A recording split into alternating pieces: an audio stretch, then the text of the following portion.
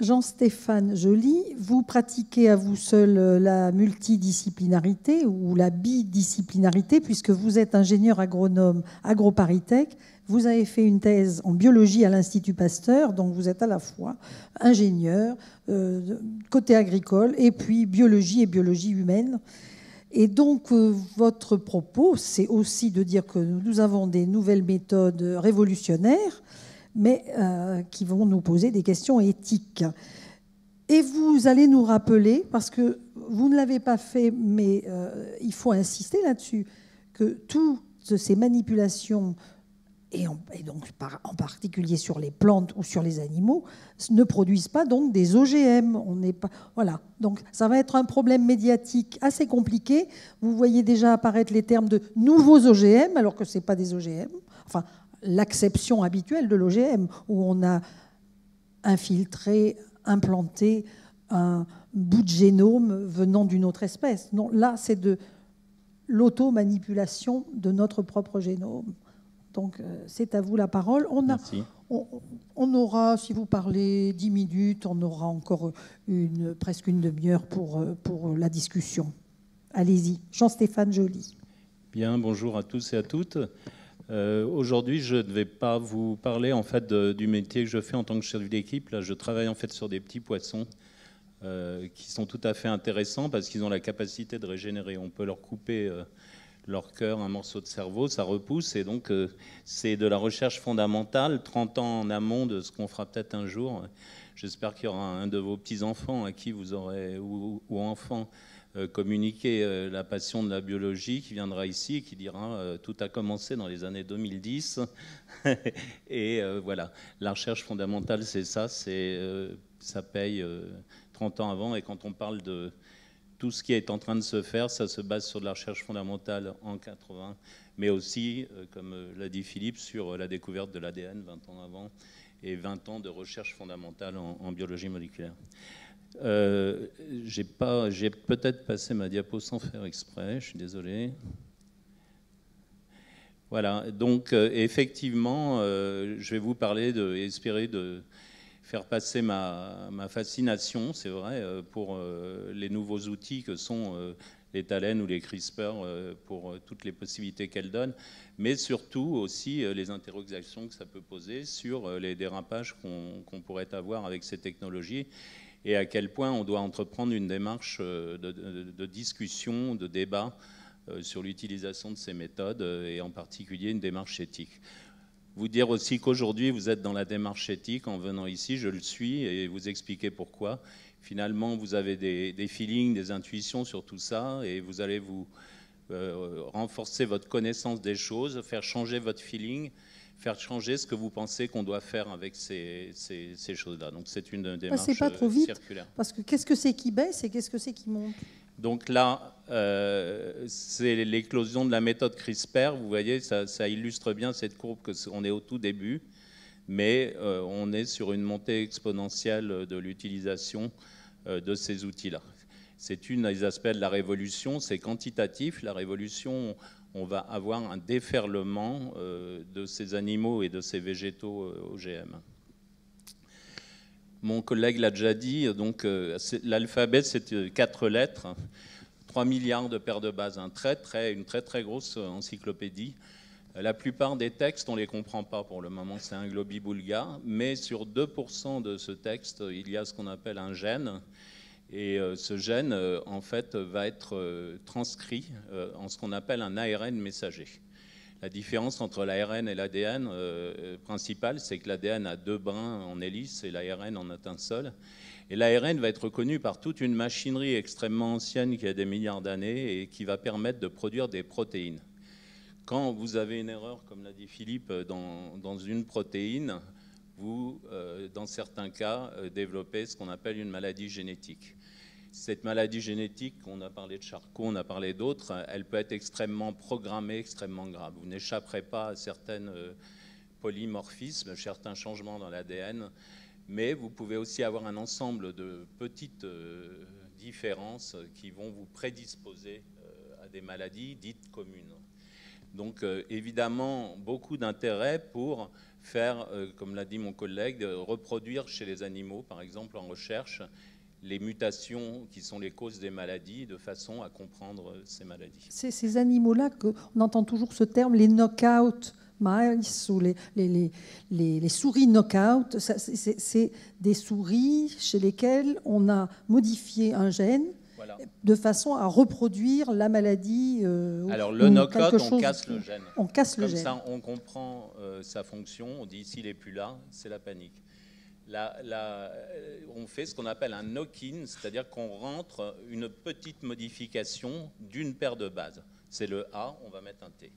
S'il y a un T à la place du A, vous faites ce qu'on appelle un acide aminé différent dans la protéine, et la protéine n'est plus du tout faite pareil, elle n'a plus du tout la même capacité à faire son travail, et vous devenez malade.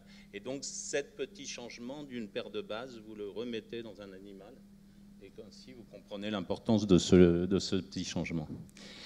Donc, ces molécules-là, donc ces protéines, sont des innovations majeures. Moi, j'en ai connu, je pense, deux autres majeures que vous connaissez peut-être, la PCR, qui est très utilisée, par exemple, maintenant, même par la police, pour reconnaître tout un tas de choses. Peut-être avez-vous entendu parler aussi des molécules fluorescentes qui sont très importantes aussi. Ici, vous avez des molécules incroyables et on passe en transgénèse d'une situation où on injectait des centaines de copies d'un gène dans un animal ou un végétal, et puis on essayait de retrouver ces petits, à une situation où on va vraiment faire quelque chose d'extrêmement ciblé. Et je voudrais donc vous dire quand même un tout petit peu comment ça marche, parce que quand moi personnellement c'est apparu, je ne pensais pas que ça pourrait être toutes ces molécules aussi efficaces. Alors en ce qui concerne les CRISPR, le truc c'est qu'il y a un ARN, la molécule simple brin dont je vous ai parlé, qui a la capacité réellement de dire à une protéine, voilà, tu es au bon endroit ou tu ne l'es pas. Cet ARN, il fait 20 paires de bases, et il va être capable de guider la protéine au bon endroit. Et donc, c'est ce qu'on appelle un ARN guide. Et donc, pour faire ces modifications, on met la protéine et on met un ARN guide. La protéine, si elle est au bon endroit, elle dit « je coupe l'ADN ». Et à partir de là, la coupure peut entraîner tout un tas de choses que je vais vous expliquer. Comment c'est aussi spécifique ? Sur les CRISPR, on commence à avoir des éléments de réponse. La protéine ne vient pas comme ça partout directement trouver son site. Elle trouve en fait un site court de 2 paires de bases, GC, c'est totalement spécifique, elle s'y fixe. Donc elle va être fixée partout dans l'ADN en fait, et elle lit ce qu'il y a à côté de ces 2 paires de bases.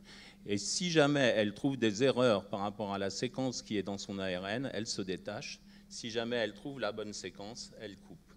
Donc on a en fait des systèmes extrêmement complexes qui ont été mis au point au cours de l'évolution. Cette protéine, c'est de la recherche fondamentale qui l'a découvert. C'est des microbiologistes qui travaillaient sur des bactéries, qui travaillaient sur la manière dont les bactéries se défendaient contre leur virus à eux, qui s'appellent des bactériophages. Et donc cette recherche fondamentale, on ne savait pas du tout qu'elle mènerait à ça. Mais néanmoins, elle a permis de découvrir ces molécules extrêmement précises. Et on peut rappeler que dans ces découvertes, il y a une Française, Emmanuelle Charpentier, qui travaille actuellement en Allemagne, et sa collègue américaine, Jennifer Doudna, qui est en Californie. Voilà. Et puis il y a un troisième larron, Feng Zhang, et ils se mènent une guerre qui n'est pas larvée, ces chercheurs fondamentaux. Voilà, donc il y a ce troisième. Moi, je rajouterais personnellement un quatrième qui était des gens comme ceux qui ont découvert les thalènes avant, Dan Voitas ou des gens comme ça, qui sont aussi des pionniers, des gens avant qui ont découvert des versions. Voilà, à chaque fois, une découverte biotechnologique, c'est complexe. Mais sachez qu'à 100% de chance, si ce n'est pas l'année prochaine, vous entendrez parler de ces 3 personnes pour le prix Nobel, parce que c'est évident que la découverte est tellement majeure qu'ils obtiendront certainement le prix Nobel. Donc, on peut faire, pour moi, 2 choses principales une fois qu'il y a eu une coupure. Une fois que cette coupure est faite, on va soit laisser la cellule réparer toute seule son ADN, et dans certains cas, en fait, elle va se tromper et introduire une petite erreur et déléter, ce qu'on appelle déléter, enlever, gommer une paire de bases. Et là, ça fait que le texte ne va plus pouvoir être lu correctement. Et la protéine dont je vous parlais, si cette erreur elle est à cet endroit-là, elle va être totalement anormale. Et donc, là encore, ça va entraîner une maladie. Donc, on a d'une part des petites mutations. On va aussi pouvoir changer avec ces molécules très précisément une paire de bases, un A, un T, comme j'ai déjà dit. Et puis, on a des choses qu'on peut faire comme avant, on va dire, c'est-à-dire introduire de l'ADN exogène, c'est-à-dire d'une autre espèce. Des choses qui ont beaucoup choqué le fait qu'on puisse prendre des ADN d'une espèce et dans l'autre, le fait qu'on puisse prendre des ADN qui donnent des résistances à des pesticides, le fait qu'on puisse prendre des ADN fluorescents qui risquent de se résoudre. Donc ce sont à droite, pour moi, totalement, je vais accélérer, des OGM, puisqu'on a une insertion exogène d'ADN. À gauche, ce sont des mutants qui, en fait, par leur simple mutation, reproduisent, comme l'a dit Philippe un peu, parce qu'on fait depuis 10 000 ans, mais presque, je dirais que c'est presque mieux que ce qui se fait depuis 10 000 ans, puisque c'est beaucoup plus ciblé. Donc je pense qu'il est important de vous expliquer cette... C'est quoi le V? Alors le V, c'est une invention de 2017 qu'on vient de publier dans un journal qui s'appelle Mammalian Genome.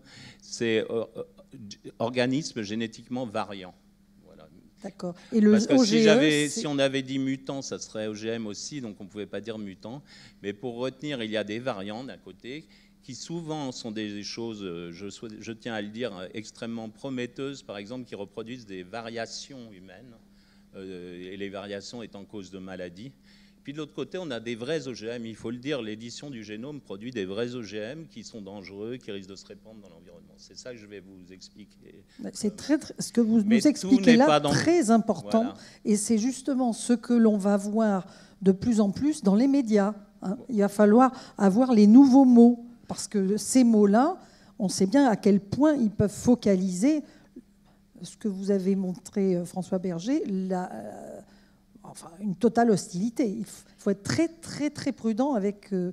C'est extrêmement important pour moi, parce que l'édition du génome est un joli mot qui parle, mais qui est un jeu de mots quand même risqué, parce que l'édition, pour moi, qui fait des articles scientifiques, c'est la dernière étape, vous connaissez ça mieux que moi, c'est l'étape de correction. C'est l'étape où on change peu de choses, où on change les lettres, où on change les références.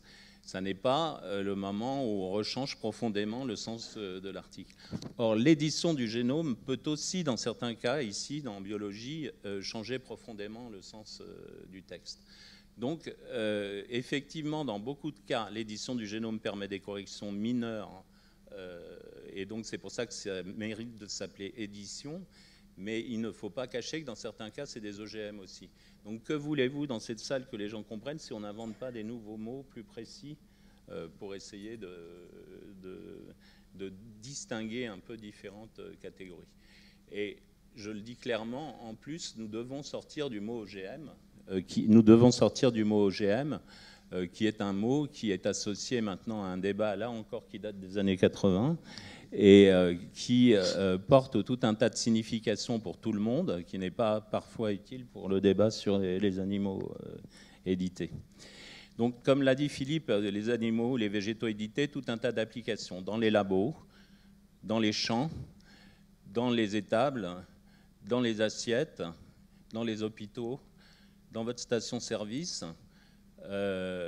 etc., etc. Donc les biomatériaux, l'agriculture, enfin aucun domaine de ce qui nous entoure, notre environnement, les moustiques, les papillons, avec mon épouse qui fait des papillons modifiés à l'heure actuelle, ne va échapper à ces modifications génétiques. Je n'ai pas de statistiques, mais je peux dire que peut-être la moitié des labos de biologie à l'heure actuelle, d'une manière ou d'une autre, dans les animaux ou dans les cellules, utilisent l'édition du génome. Donc c'est un zoo avec tout un tas d'animaux qui commencent à être modifiés. On avait essentiellement la souris avant, maintenant vous avez un ensemble d'animaux qui vont posséder des modifications, qui peuvent être des animaux beaucoup plus simples. Et là je vous donne l'exemple de la méduse, par exemple, d'un laboratoire de Villefranche-sur-Mer, du CNRS, qui modifie à l'heure actuelle des méduses en faisant ce qu'on appelle un KO, donc du gène en fait GFP. Ce gène GFP, c'est le gène dont je parlais tout à l'heure, qui a été trouvé dans la méduse et mis dans toutes les espèces pour faire fluorescer les cellules. Là, les chercheurs cherchent à s'en débarrasser chez la méduse. Et grâce à ces molécules qui coupent, ils ont coupé en fait avec une efficacité incroyable, 100% en fait. Ils ont coupé le gène GFP et donc ils ont des méduses qui ne sont plus fluorescentes, dans lequel ils vont pouvoir à nouveau remettre de la fluorescence pour travailler et marquer certains types d'organes. Donc, ça leur sert à quoi de faire cette manip? Un coup je suis fluorescente, un coup je le suis plus. Ben, on enlève le vert, donc comme ça on n'a plus de vert nulle part. On peut remettre, par exemple, une gonade rouge pour comprendre comment la forme de cette gonade, comment l'œuf se développe. Chez le poisson, nous faisons des poissons avec des régions du cœur fluorescentes, des régions du cerveau fluorescentes, de façon à comprendre comment ces régions régénèrent, par exemple, ou quel type de cellules viennent guérir. On a implanté des choses fluorescentes chez les humains, ou on est resté au lapin? Non, ça on n'a pas fait pour le moment. Ce qui s'est fait, c'est de risquer de retrouver des animaux fluorescents dans nos assiettes, par contre, déjà, avec des moutons fluorescents qui ont été mis par erreur par l'INRA dans la chaîne. Mais ils n'étaient pas fluorescents. Je rassure, ils auraient pu l'être, mais ils ne l'étaient pas. Voilà, donc ça rigole pas, ces méduses, d'ailleurs. Imaginez qu'elles... Ça, c'est pas trop grave, parce que les méduses sont déjà fluorescentes. Mais d'autres animaux fluorescents, comme nos poissons, on développe énormément, on fait extrêmement attention à ce qui ne s'échappe pas dans l'environnement. Parce qu'effectivement, on n'a pas envie de retrouver des animaux avec des fluorescences. Mais ça, j'aurais besoin de plus de temps, ce n'est pas le sujet du jour, mais j'aimerais vous expliquer à quel point ces animaux fluorescents sont importants. Par exemple, chez le poisson, on peut suivre des cellules qui migrent le long du corps du poisson et qui migrent comme des cellules cancéreuses. On peut comprendre avec une finesse extrême comment ces cellules cancéreuses s'organisent pour passer à travers les tissus. Parce que c'est sur la peau du poisson et que ce poisson est transparent en fait à l'âge embryonnaire, donc on fait de la microscopie très facilement. Donc ces animaux fluorescents sont des outils extrêmement importants, sont devenus peut-être les outils les plus importants, par exemple dans mon laboratoire pour travailler. On en génère énormément. Ça c'est important à savoir. Par contre, ils n'ont aucun intérêt commercial. Et en Chine ou au Japon, ce sont des choses qui se vendent très bien, mais en Europe, ça se vend absolument pas. Oui, c'est pour ça les petits lapins fluorescents. Alors, en agriculture, quelques petits exemples. Là, à l'heure actuelle, un OGM, cette fois-ci, parce que c'est une modification par RNAi, bref, pour ceux qui connaissent. Et donc, une pomme, là encore, qui ne noircit pas. Ah non, c'est pas ça donc, que tu as évoqué. Si, tu as évoqué les... vous savez que quand vous épluchez des pommes, si vous les laissez avant de faire votre tarte, ça devient noir, c'est pas très agréable à voir. Et donc là, voilà, on a maintenant, grâce en ayant muté plusieurs gènes, on a tout un tas de produits alimentaires qui arrivent qui ne vont plus noircir. Les champignons ne vont plus noircir au frigo. Les pommes de terre ne noirciront plus quand on les stocke. C'est très important pour les fabricants de pommes de terre qui maintenant peuvent stocker les pommes de terre pendant une année complète sans qu'elles noircissent. Ça, c'est l'application qui est développée par mon collègue à gauche avec ses collaborateurs. Si je ne me plante pas, hein, les pommes de terre qui ne noircissent pas. Voilà. Et alors pourquoi vous nous remettez OGM ou pas? Alors justement... celui de gauche, il a un gène qui a été introduit pour faire ça. C'est un OGM, il a été autorisé quand même aux États-Unis parce que considéré pas dangereux. Celui de droite, c'est de l'édition du génome. On a juste cassé des gènes, fait des KO pour arriver à ça. On a enlevé quelle enzyme? Une oxydase quelconque. On a enlevé 6 gènes d'oxydase dans ces champignons, parce que souvent ils sont en multiples copies, les gènes. Et du coup, le champignon n'a plus l'enzyme qui le faisait noircir. Mais on n'a rien introduit. C'est encore du labo ou c'est déjà commercialisé? Alors, à gauche, c'est sur les étals, là, ça y est. Et à droite, c'est commercialisé aussi. À droite, les champignons sont aussi commercialisés aux États-Unis. Donc, il va falloir faire confiance à des gens comme vous pour être sûr que c'est un OGM à gauche et pas un OGM à droite, mais un OGV. Voilà. Alors, il faut que vous gardiez la confiance. J'ai pas eu le temps de vous parler de tout ça, mais c'était un débat passionnant. Parce qu'à gauche, en plus, la différence, c'est que je peux les suivre par cette fameuse PCR. Je peux faire de la traçabilité des OGM parce qu'il a été déclaré qu'est-ce qui a été introduit. L'autre truc, c'est qu'à gauche, de toute façon, même si je veux faire une législation, je ne trouverai pas facilement où les mutations ont été introduites.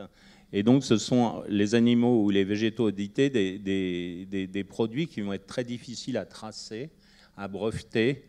Voilà. Donc, on a un débat passionnant là, mais encore une fois, il faut dire à gauche, c'est un OGM. Pour moi, à droite, c'est un OGV.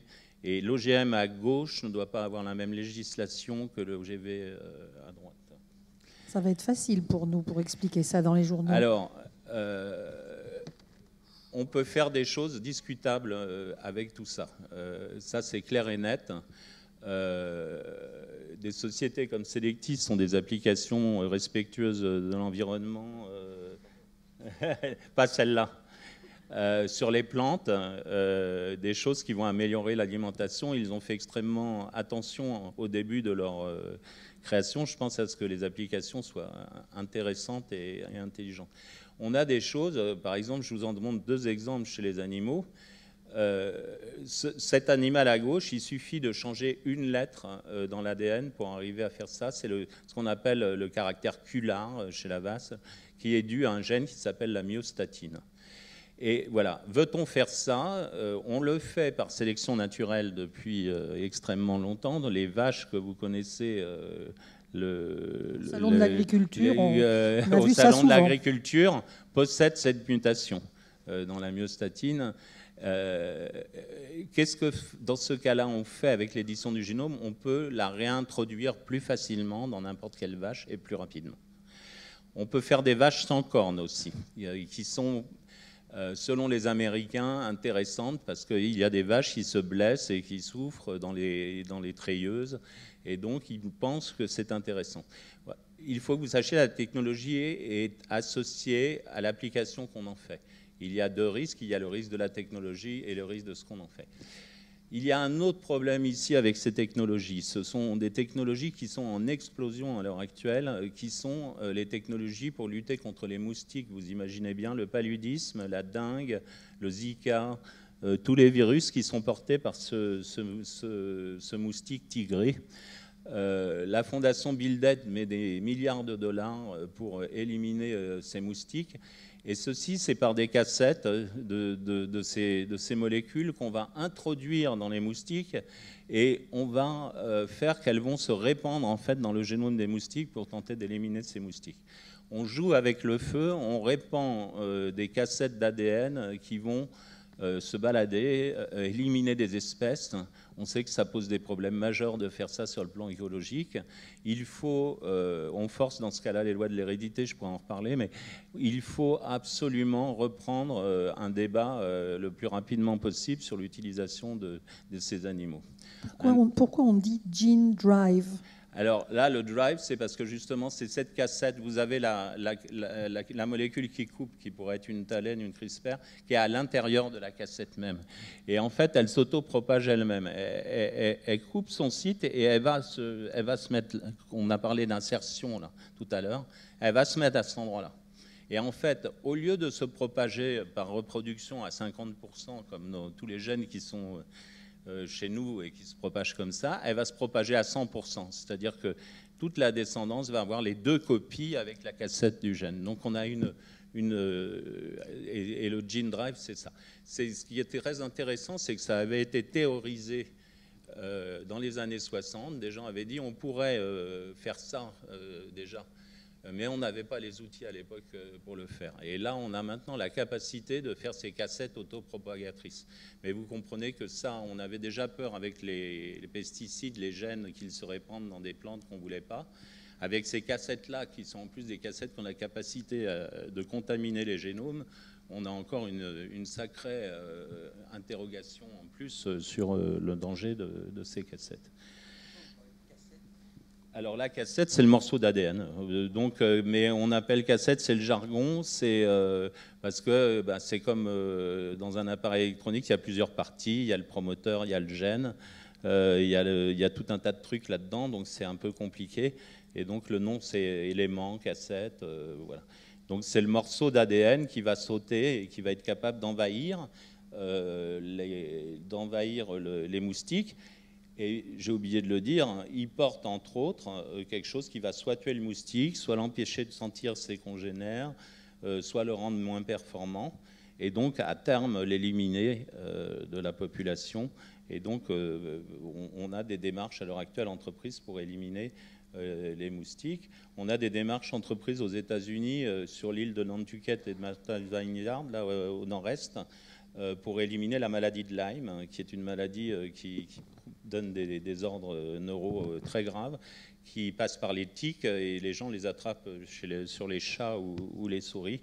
Et donc là, ils souhaitent, en fait, comme c'est des îles, tenter de modifier. Ils savent comment faire toutes les souris en introduisant dans le milieu des souris qui vont modifier les souris. Les souris deviendront résistantes à la maladie de Lyme. Non, les chats qui les mangeront n'auront plus, les tiques, pardon, les chats n'auront plus non plus la maladie de Lyme. Enfin, les tiques qui piqueront les souris ne le transmettront plus aux chats et ne le transmettront plus aux humains qui sont avec les chats. Donc, des applications qui se répandent dans la nature, dans notre environnement. C'est pas seulement dans nos assiettes, hein, c'est pas seulement dans les hôpitaux. C'est le risque de profondément modifier. Les modèles animaux, je suis trop long. Il faut garder 10 minutes, hein, oui, donc quand vous pourrez arrêter, ça sera bien. Et alors, vous voyez, là, je vais sur des applications qui sont totalement science-fictionnelles, mais qui sont finalement pas toujours vendues seulement par le grand public, mais qui peuvent être soutenues par les chercheurs des fois. On a aux États-Unis un ensemble d'équipes qui, à l'heure actuelle, séquencent des génomes de mammouth en retrouvant de l'ADN de mammouth dans des mammouths congelés depuis longtemps. Et on connaît maintenant la composition de ce livre dont je vous parlais du mammouth, comme on connaît très bien maintenant la composition de notre livre à nous. Et en fait, ce qu'ils se disent, c'est pourquoi pas réintroduire des grands morceaux qui coderaient pour la taille, pour la longueur des poils et pour la longueur des défenses. Et puis finalement recréer une bête de cirque, là, une bête de zoo. Et ça, c'est ce qu'on peut faire aussi avec ces méthodes-là. C'est synthétiser des très grands morceaux de gènes et les réintroduire dans les animaux. Et voilà, ça c'est le bouquet final, c'est le débat évoqué. Donc c'est sûr qu'on va guérir l'homme, on l'a vu, on est en train de le faire. Il y a des stratégies nouvelles absolument extraordinaires.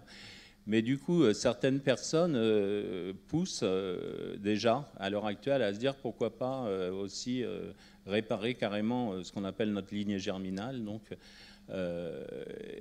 vraiment, cette fois-ci, réparer le génome de l'homme lui-même. Autrement dit, si vous avez une maladie, vous êtes porteur d'une maladie rare, par exemple, eh bien, à l'heure actuelle, ce qu'on faisait, c'était qu'on essayait de l'éliminer de vos enfants avec des méthodes de PCR, d'ailleurs. Là, l'idée, ça serait de carrément éliminer le gène malade aux mamans dans les œufs de vos enfants. Et voilà. Donc ça, c'est ce qu'on commençait à faire, mais ça n'a pas bien marché. Les Chinois. Ouais, enfin, c'est pas que ça n'a pas marché. Ils voulaient pas que ça marche. Là, faut être honnête. Personne n'essaye de faire ça à l'heure actuelle, surtout pas. Et même les Chinois, ont fait ça sur des œufs qui étaient triploïdes et qui n'avaient aucune chance de pouvoir donner des humains. Mais vous comprenez bien que ça, c'est pas de la rigolade et c'est nouveau. C'est pas très différent des débats qu'il y a eu sur les diagnostics prénataux et tout ça. ça ouvre à tout un tas de choses complexes, donc il faut en parler. Ce que je veux dire, une distinction, c'est qu'il faut comprendre là-dedans qu'il y a deux débats éthiques. C'est un débat sur la technologie elle-même et un débat sur les résultats. C'est-à-dire qu'on a certaines applications dont il faut débattre, mais ces applications ne sont pas forcément liées au génome, à l'édition du génome. Elles peuvent être faites par plein de méthodes. Alors voilà, donc les craintes, c'était ça, l'échappement dans l'environnement, des animaux de ferme augmentés, est-ce qu'on en a vraiment besoin en agriculture ? La relance de l'expérimentation animale, parce qu'il va y avoir plein de modèles animaux, donc effectivement ceux qui n'aiment pas ça peuvent ne pas être contents. Et puis finalement, on peut dire que les chercheurs sont en train de préparer un moment où on ferait des modifications sur l'homme. Voilà, et puis je vais m'arrêter là, parce que sinon je serais trop long. Merci. Merci beaucoup.